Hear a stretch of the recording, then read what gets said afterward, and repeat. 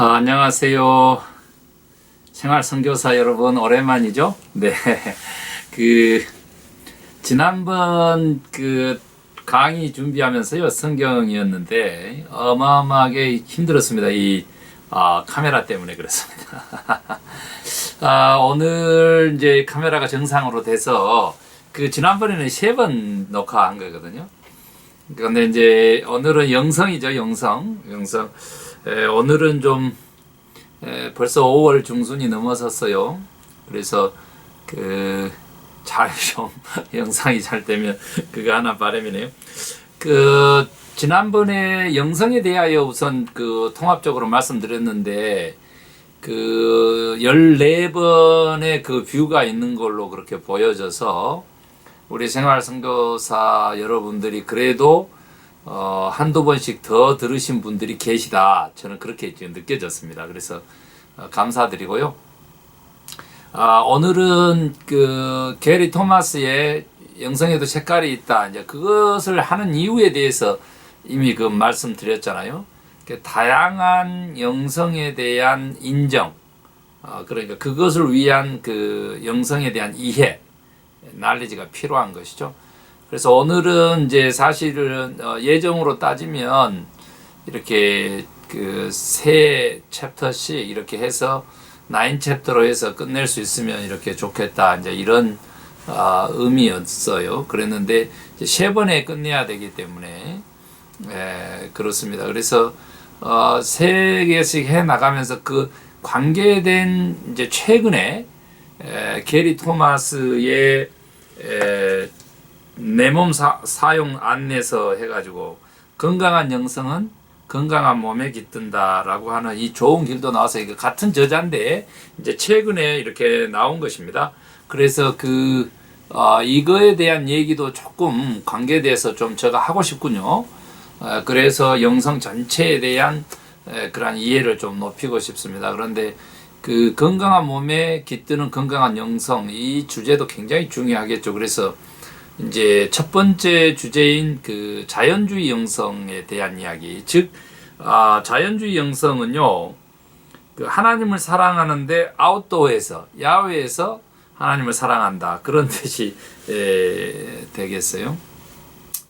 그러니까 자연과 함께 하나님을 사랑하는 사람들. 이렇게 보시면 되죠. 저도 이 성향이 조금 있는 것 같지요? 지금은 이제 자연인으로 이제 생활하고 있으니까 그렇게 느껴지겠습니다만은 그렇습니다. 그래서 사실은 이제 자연밥상하고 연결되니까 지금 몸 얘기도 조금 제가 좀 하고 싶군요. 이해를 좀 하시기 바랍니다. 그래서 오늘은 자연주의 영성 좀 이렇게 요약으로 그냥 얘기를 하겠고요. 그 다음에 감각주의 그리고 전통주의까지 좀 해보도록 하겠습니다. 먼저 자연주의는요, 이렇게 시작이 가장 아름다운 곳은 어디라고 생각하는지, 그리고 가장 가보고 싶은 곳은 또 어딘지, 왜 그런지, 이런 이야기들을 조금 좀 먼저 해보고 여러분도 한번 생각해 보세요. 그리고 이제 좀 이렇게 자연 속에서의 저는 이제 부모님 가정이 다르니까 생각 안 할 수 없는데, 부모님 모시고 이렇게 여러 곳을 이제 다녀보셨지만, 다녔거든요. 그런데 저희 부모님은 이제 가장 좋다는 곳, 이제 좀 달라지시긴 했지만, 그래도 자연 캐년, 말씀하셨어요. 역시 이제 이렇게 골짜기에서 이렇게 산을 보는 거라든지 산 꼭대기쯤에서 산들 바위 이렇게 구경하는 거 이런 거 좋아하시더라고요. 그러다가 이제 나중에는 유니버셜 스튜디오를 또 가장 좋아하셨어요. 유니버셜 스튜디오. 그 전에는 어땠느냐 그랬더니 이제 헌팅턴 라이브러리였어요. 헌팅턴 라이브러리. 그것만 봐도 우리 부모님들의 건강 상태라든지 연령이라든지 또 최근의 관심이라든지 또 이렇게 당신들이 좋은 것이 이렇게 변화되고 달라진다는 걸 알 수 있겠죠. 그래서 이제 한 인생 한 영혼을 바라보면서 그 사람 영성은 이제 이렇게 게리 토마스에 의해서 9가지 중에서 이거다 이렇게 단정할 수가 없는 거죠. 이미 저하고 함께 영성 테스트를 해보신 분들은 이제 알겠지만 적어도 3개 정도, 4개 정도의 우세 영성이 있고 또 열성인 영성도 있고 이제 무관심하거나 또는 이제 선천적으로 뭐 싫어한다든지 또 그런 것을 접해보지 못한 이제 그런 성향들도 보이게 되죠. 그래서 제가 이제 원하는 것은 그때도 설명드렸다시피 이렇게 다양한 영성의 공존, 그것들의 이제 건강한 영성, 그러니까 포용력인 것이죠. 그러니까 여러 색깔들이 나타난다는 것은 본인 자체도 다른 사람에게 동화될 수도 있지만 역시 다른 사람의 그 독특한 특별한 영성들을 내가 수용할 수 있다는 그런 그 개념이 되겠습니다. 이것은 우리 인생을 살면서도요 대단히 중요하다 이제 이렇게 보시면 되겠습니다. 자, 자연주의 영성은 그 예배드리는 장소하고 예배의 질은 과연 이제 어떻게 되는가라고 하는 거죠. 제가 사실 이 영상 촬영하기 바로 전에 이제 모르신 분하고 익명의 카톡으로 찾아서 오픈 채팅으로 해서 상담을 해서 제가 이제 상담을 했는데 이제 앞으로 공간 영성의 시대다 이제 이제 영성의 시대인데 특별히 이제 공간 영성의 시대다 이런 얘기를 하고 이어령 선생님도 이제 또 가시고 했습니다만은 그 장소 부분에 대해서 너무 이제 열악한 환경이 그 영어권 목회자인데 아주 예배드리기가 곤란하다 이제 이런 연락이 왔었습니다. 그래서 그 자연주의 영성은 예배드리는 장소, 예배의 질 이런 것들 중에서 피조 세계는 이제 그 어떤 것이든 하나님의 성전이다라고 하는 그 넓은 폭을 가지고 있다는 것이죠.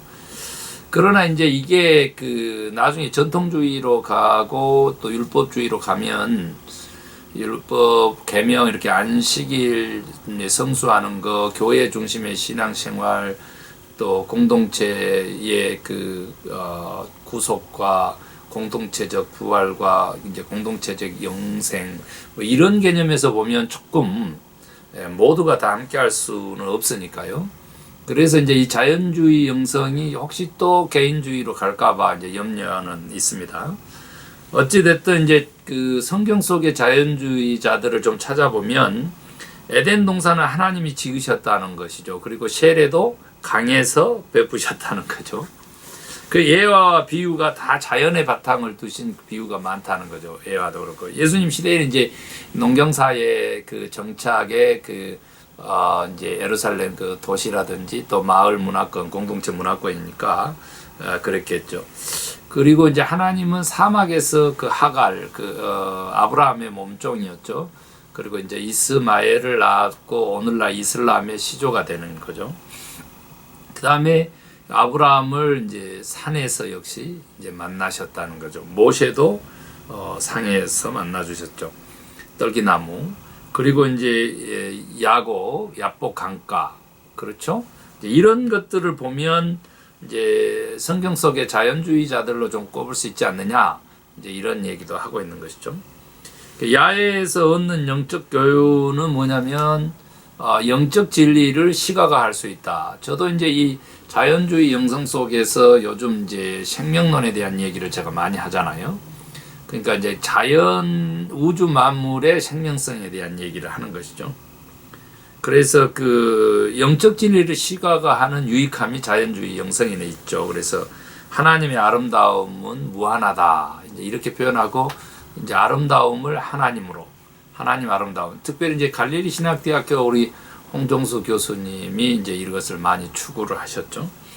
그 다음에 두 번째 하나님을 더 밝히 볼 수 있는 장점이 있다. 유익함이 있죠. 영적으로. 그래서 피조 세계를 보면서 하나님의 아름다움과 동시에 그분의 능력 또한 그분의 심판도 생각하게 된다. 그렇죠? 이제 마더 네이처 우리가 이런 표현을 하는데 어머니로서의 자연 뭐 이런 표현도 하는데 역시 그 속에서 하나님의 능력과 또 정말 이렇게 심판요 자연 재해를 통한 심판 이런 것들도 동시에 하나님의 아름다움과 동시에 생각해 볼 수 있는 것이죠. 그 다음에 이제 안식을 배우게 되는 유익함인데, 우리한테 늘 변화가 필요한 것은 아니다. 그저 쉼이 필요할 때도 있다. 이제 이 점을 김 목사는 조금 주의해야 되겠죠? 설교 자체가 이제 변화에 그 포커스를 맞추고 있기 때문에, 그렇습니다. 그런데 그저 쉼을 필요로 할 때, 지금 이제 혹시 그런 저희 교회 대부분의 성도님들이 혹시 그런 연령대는 아닌가, 그런 인생의 그 여정은 아닌가, 이제 이런 생각도 하게 됩니다. 자, 야외에서 하나님을 사랑하는 법, 이제 그러니까 야외에서 얻는 영적 교훈이 이렇게 세 가지로 있죠. 영적 진리를 시각하고 하나님을 더 밝히 보는데, 아름다움으로만 보는 게 아니고 자연을 통해서 하나님의 능력과 또 심판하신의 그 섭리를 볼 수 있고, 그 다음에 이제 쉼, 안식을 역시 배울 수 있다. 그 야외에서 하나님을 사랑하는 법이 자연주의 영성인데, 이런 표현을 했습니다. 게리 토마스는 이 땅에는 천국이 가득하고 모든 떨기나무는 하나님으로 불붙어 있다. 그러나 보는 자만이 신을 벗는다. 죄송합니다. 다른 이들은 야생 열매를 딴다. 이런 아주 시적이고 영적인 그런 그 표현들. 사실은 책을 좀 읽어서 이러한 자연주의 영성을 가진 자들의 이러한 그 시적인 표현들, 문학적인 거, 이런 것들도 한번 좀 보면 좋겠어요. 자, 첫 번째 이제 하나님을 사랑하는 법에서는 이제 믿어야 한다라고 하는 거죠. 야외에서 자연을 감상적으로 우상으로 삼지 않으려면 그리스도 안의 삶으로 온전히 회귀하라. 이런 지금 하나님을 사랑하는 법에서 여러 이제 문단으로 돼 있고 그렇게 설파를 하지만, 제가 이제 요약한 것은 그거죠. 감상적으로 우상적으로 가는 것의 위험성을 피하려면 그리스도 안의 삶으로 온전히 이제 회개하라. 이제 이런 내용의 이제 믿음을 가져야 된다는 거죠. 그 다음에 이제 지각하는 법도 배워야 되는 거죠. 세 사람만 있어도 이제 스승이 있고, 오늘 또 배우는 자가 가장 지혜롭다고 하시잖아요. 그래서 하나님이 어떻게 동시에 드려지는 수많은 기도를 들으시는지 그 숲속에 가보면 안다. 온갖 생물들이 다 그 하나님의 보호하심 속에서 각자의 그런 라이프, 삶을 영위하고 있는 거죠. 생명을. 그 다음에 이제 세 번째, 이제 받아라. 이런 메시지가 있죠. 그러니까 기회는 변하는 것이다. 건널 수 있을 때 건너지 않으면 나중에 건너지 못할 수도 있다. 받아들이는 거요. 자연의 우주 섭리에 따른 거. 제가 지난주에 설교도 했습니다만은 예수님의 영성 중에서는 이제 특별하게 진리를 아셨던 진리 중심의 영성이 있거든요.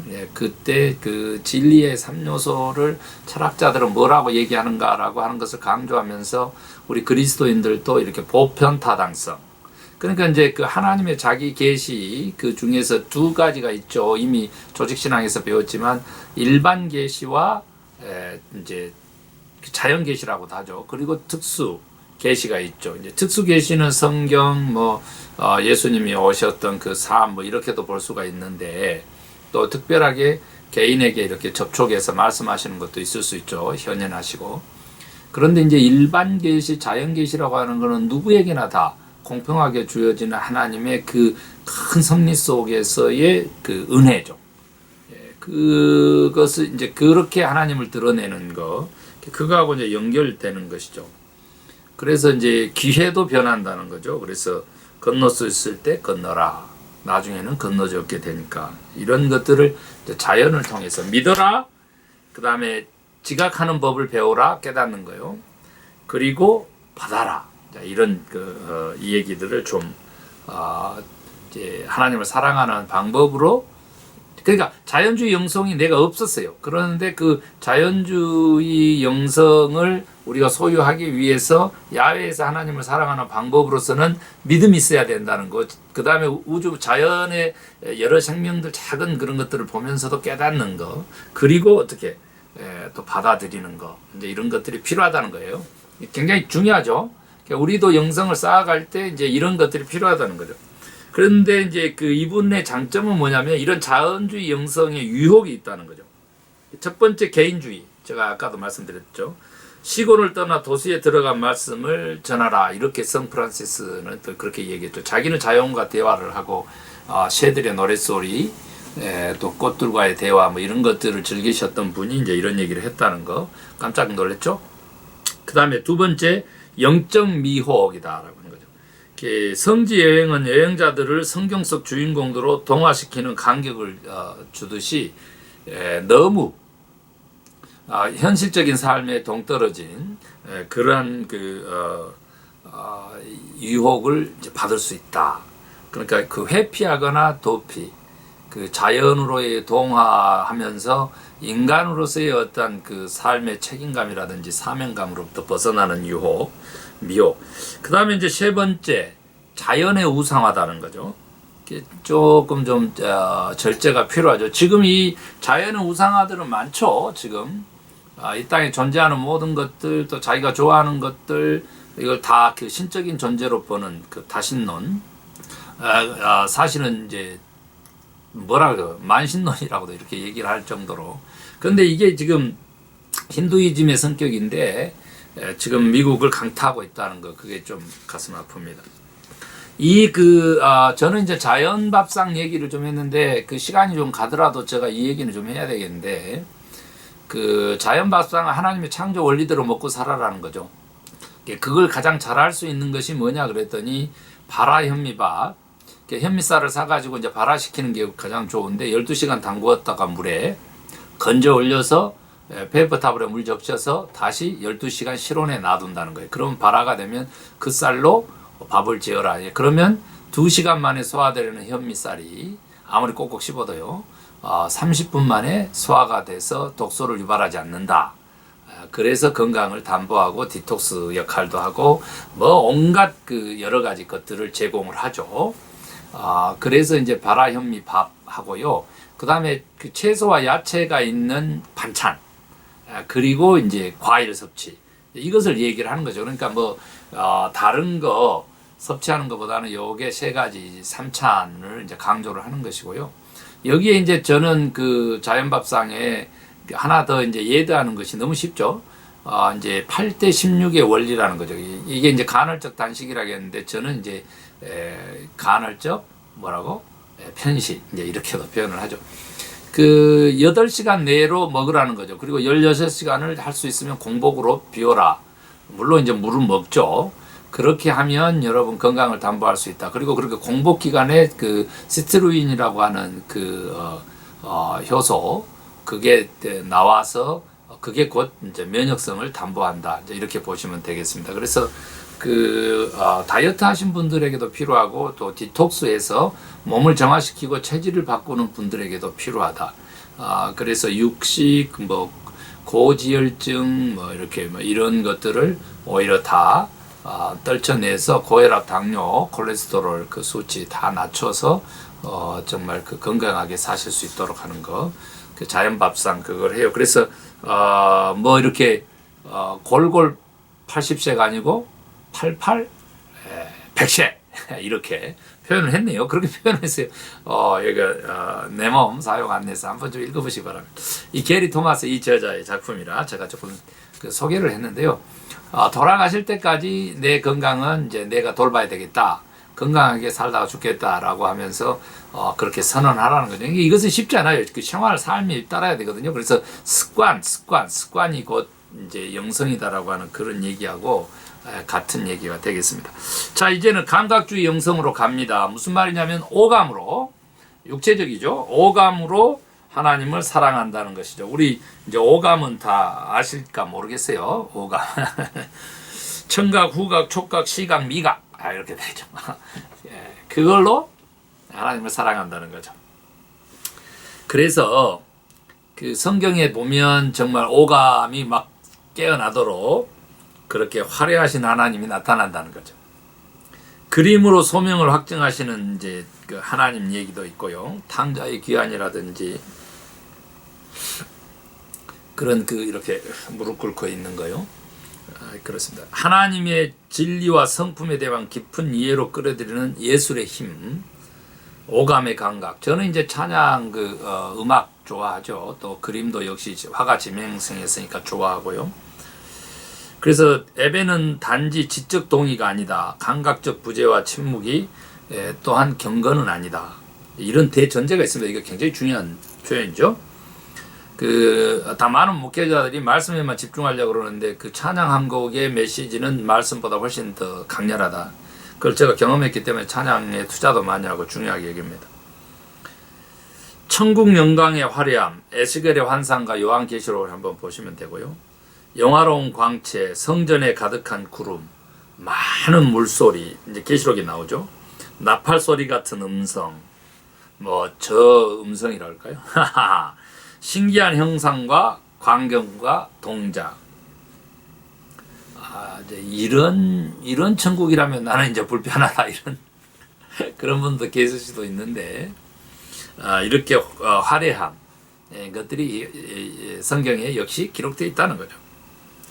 그래서 그 미적 감각의 유익함을 대해서 이제 표현하고 있는데요.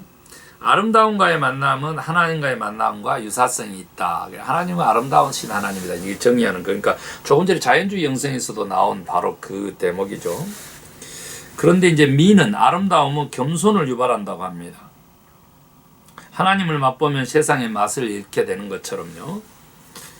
오히려 그 정말 뷰티풀한 그 아름다움 앞에서 나의 굴욕을 맛보게 된다는 것을. 우리의 굴욕에서 우리를 아름다움은 이제 존엄회로 이끌기도 하죠.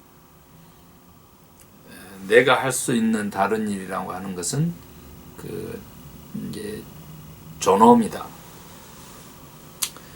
그 존귀한 존재로 우리를 인식시키는 것은 아름다운 예술품에서 비롯된다 이런 얘기도 있죠. 그래서 저도 좀 그림도 그려보고 싶고요. 그리고 무엇보다도 이제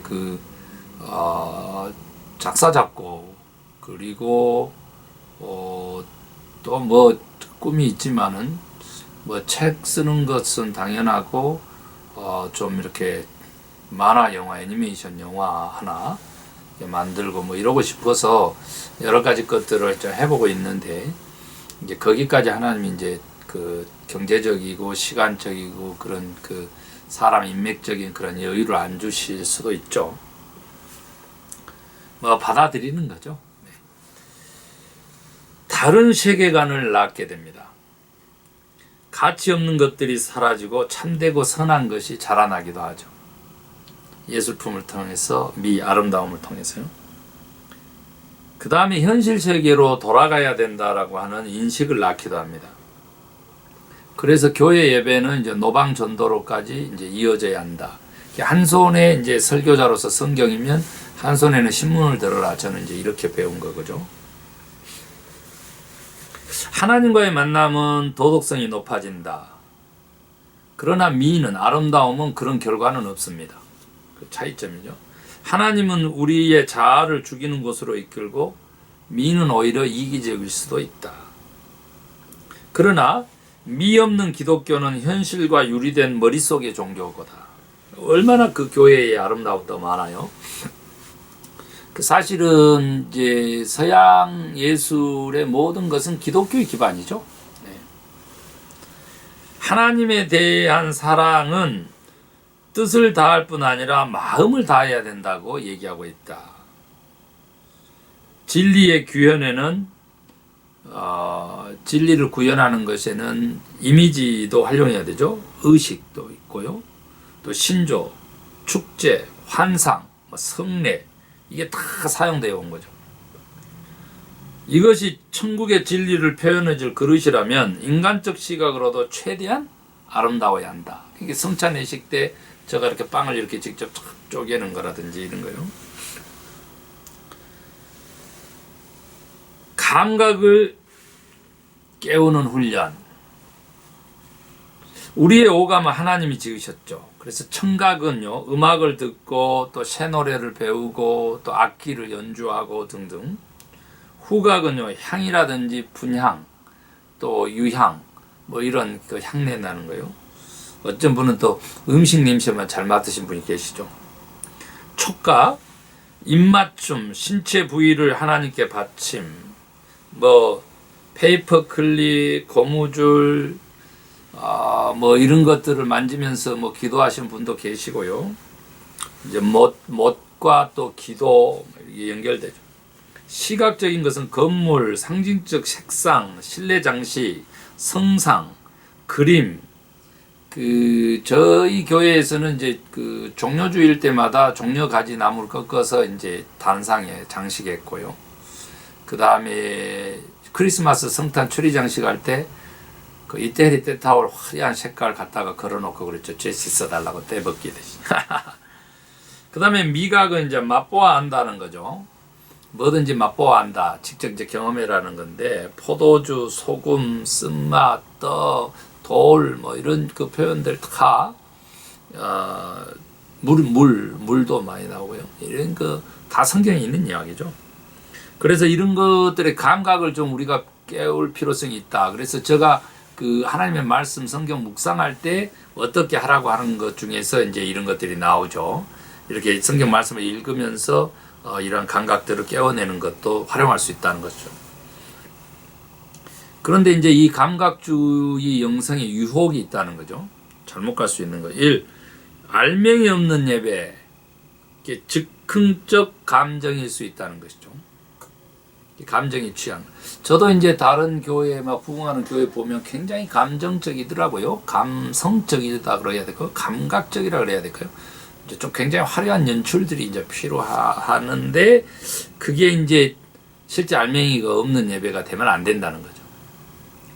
음악은 좋은데 그 음악 속에 하나님의 그 찬양하는 그 메시지라든지 그 말씀이 없을 경우를 이제 생각하는 거고. 그 다음에 이제 그 아름다운 미의 우상화거든요. 예배실은 이래야 된다. 예배하는 태도는 이래야 된다. 이런 것까지도 다. 그 다음에 경계해야 될 게 예배를 예배하는 경우가 있다. 그 형식에 치울 수 있죠. 의식에 매일 수가 있죠. 우상화나 감각의 남용을 막아줄 예언자가 필요하다. 그 교회라든지 어떤 그룹이라든지요. 그래서 아름다운 예배를 위해서 내 전 존재로 하나님을 사랑하는 것이 필요하지 이런 예술적인 거, 미적인 것만 집중해서는 안 된다. 이제 이런 그 조언들을 하고 있습니다. 자, 이제 마지막 오늘 이 시간의 마지막이죠. 전통주의 영성인데요. 의식과 상징으로 하나님을 사랑합니다. 뉴트럴 심벌이죠. 성경에 나타난 거룩한 종교 행위에 대해서 한번 이렇게 보면요. 아브라함의 단을 쌓는 거라든지, 그 다음에 모세와 아론의 얽힌 이야기, 에스라, 베드로와 요한의 기도라든지, 바울의 안식일 기도라든지 이런 것들을 이렇게 보면 사실은 의식이 있죠. 그 다음에 뭐 성벽 재건이라든지 성전 건축이라든지 이런 거 보면 다 이제 하고 상징이죠. 종교 행위는 인간이 영적 진리를 구체화하는 길이다. 알맹이 없는 신앙을 경계하며 기독교는 종교가 아니라 관계라고 이해해야 한다. 하지만 종교적 행위는 또한 신앙을 살찌운 것이다. 본질은 뭐라는 거예요? 관계라는 거죠. 그러나 종교적 행위는 신앙을 살찌게 하기 때문에 종교적 행위도 필요하다. 저도 이제 이런 입장이죠. 중용이죠, 중용. 핵심을 가지고 있다면 형식은 다양할 수 있다. 이런 얘기죠. 알맹이가 있다면. 전통주의 영성의 신앙 표현. 그러니까 예를 들어서 다이아몬드 가지고 목걸이도 만들고 팔찌도 만들고 반지도 만들고, right? 뭐 발찌까지? 그럴 수 있죠.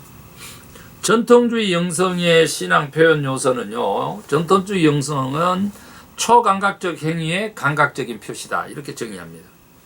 그러니까 물리적 세상을 이용해서 비물리적인 영적 진리를 표현해 주는 것이다. 이렇게 정리를 했습니다. 그 3대 요소가 있는데 이 전통주의 영성에서는 이제 우리가 뭘 전통주의를 하나라고 했었을 때 첫 번째 의식이죠. 예배 형식. 의식은 강화된 행동의 힘이고 혼돈의 질서를 창조하는 것입니다. 축일과 절기. 저도 이제 이렇게 그 신앙역에 따른 목회를 하기 때문에요. 성경과 의식행위, 성경 낭독이라든지 시편을 활용하는 거라든지 말씀으로 하루를 시작한 거라든지 뭐 기도의 여러 형식이라든지 뭐 이렇게 교회력이라든지 이런 거죠. 두 번째는 이제 상징인데요. 전통주의 영성의 신앙적 표현은 어떻게 구별하느냐? 1. 의식, 2. 상징. 이렇게 중요한 이미지라는 거죠. 굉장히 기억력 부재에 도움을 줍니다. 특별히 도덕적 기억에. 그래서 상징은 신앙의 중심이 될 때 위험해지지만 그 상징을 사용할 때 좀 예공 문제가 항상 있습니다. 그러지만 뭐에 도움을 준다고? 그 메시지를 의미를 상기시키는데 상징은 굉장히 도움이 되죠. 그 다음에 이제 세 번째 전통주의 영성의 신앙 표현으로는 역시 희생이죠. 희생이라고 하는 것은 기독교의 심장이죠. 십자가 그러면 희생이죠. 희생이란 나 자신이 다른 목적으로 쓸 수 없도록 뭔가를 하나님께 드리는 것을 말한다. 이거 굉장히 중요합니다. 내 자신을 다른 목적에 쓰지 않도록 내가 하나님께 드리는 것을 의미한다. 희생. 의식, 상징, 희생 이것이 전통주의 영성의 신앙의 3대 표현 요소다 이렇게 보시면 됩니다. 그런데 이제 전통주의 영성에 역시 또 유혹이 있죠. 하나님을 알지 못한 채 하나님을 섬길 수도 있다. 껍데기만. 수박 거달기식으로요.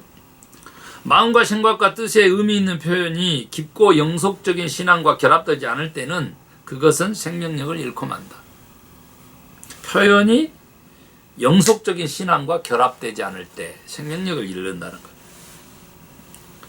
그 다음에 이제 전통주의 영성의 유혹으로는 사회적 본분의 무시라는 거죠. 거룩함은 가꾸는 것만으로 충분하지 않다는 거죠. 우리는 밖으로 나가 다른 사람을 섬겨야 하는 것이고 그래서 구별된, 그래서 거룩한 사회적 본분을 종교적 행위로 또한 대체하지도 말아야 된다.